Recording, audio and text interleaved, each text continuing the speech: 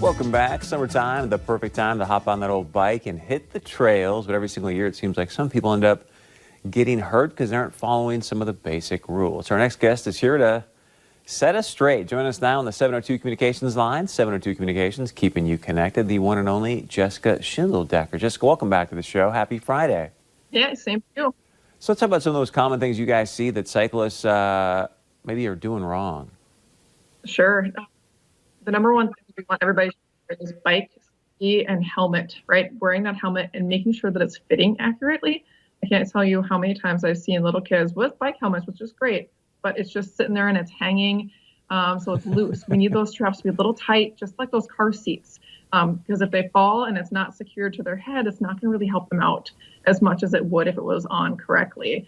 But another big complaint that we get from bicyclists is those who are in the roadway, so those adults and teenagers, people who are riding in the roadway for maybe fun or sports, making sure that you are adhering to all traffic laws.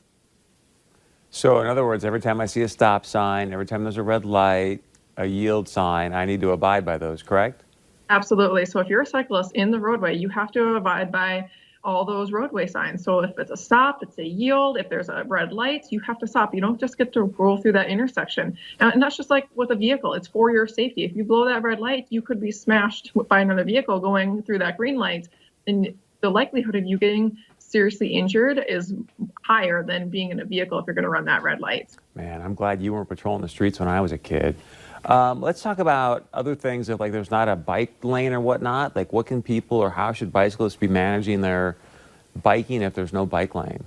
Sure. Stay as close as you can to the right-hand side of the road. The city of Fargo has been working on for many years now, making sure that we have miles upon miles of bike lanes, which is really great. So as a driver, what you need to do when there's a bike lane on the right side of you is make sure before you're about to make that right turn is you check your mirrors, check your mirrors and make sure there's not a bicyclist in that lane. If there is, you need to wait for them to pass you and then you can make that right turn. So you're not going to knock them over or hit them as you're making your right turn. And then what about sometimes you see some of those bikers that are great. They use like the arm turn signals. Any suggestions on that? Does that help? Absolutely. So that's just going to let motorists know which way you're going. Just like you'd be using your blinker when you're driving your car, you need to use those signals. So make sure you know what those arm signals are and teach your children this too at a young age, because even when you're on those bike paths or those the sidewalks, it's good to use those turn signals or give signal to other people who will know which way you're going to go.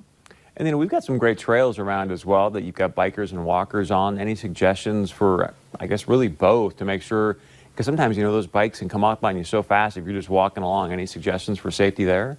Absolutely. So bikers should be cognizant of those pedestrians that are on those pathways and make sure if you're coming up behind them, just say, hey, coming up on your left or your right. So that way they know, maybe they'll move over a little bit and give you some more room. Now, if you do see other people coming at you in the opposite direction, you're going to need to slow down and wait and let them go first so you don't crash out on those other pedestrians. Growing up, going to Island Park, that was kind of the place where a lot of bikes would get stolen. Any suggestions on making sure your bike stays safe and sound? Yes, always make sure that you're locking them up. And one thing that I know that a lot of little kids don't really realize is when they leave that bicycle laying in the front yard or they put it in their garage, but they don't make sure that the garage door is shut, they don't realize that there's maybe bad people out there that are going to ride off of that bicycle. So not only making sure that you're locking it up, but make sure the city of Fargo doesn't require you to register your bike anymore. So make sure you're registering it online for free at myproperty.com. That is a free City of Fargo website.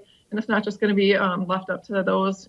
Anybody who creates an account can log their information on their bicycles or any valuables, especially those things that you keep in your garage, because that really helps us return found bicycles back to their owners. Oh, I never knew that. So tell me more about that. So if I go to, what is it now, and I register like my VIN number on my bike or what? Yep. So it's myproperty.com.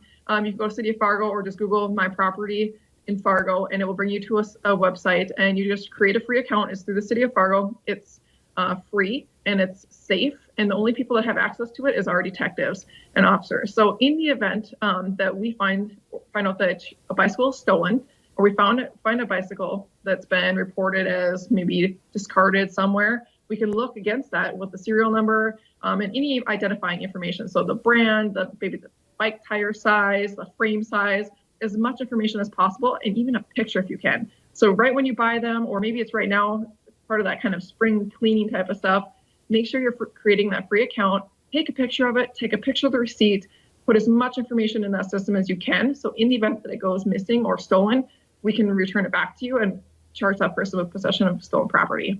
Interesting. All right, Jessica Schindler, thanks so much. Have a great weekend. Thank you. You too. Happy Mother's Day. Thank you. All right, stay with us. We got much more coming up right after this.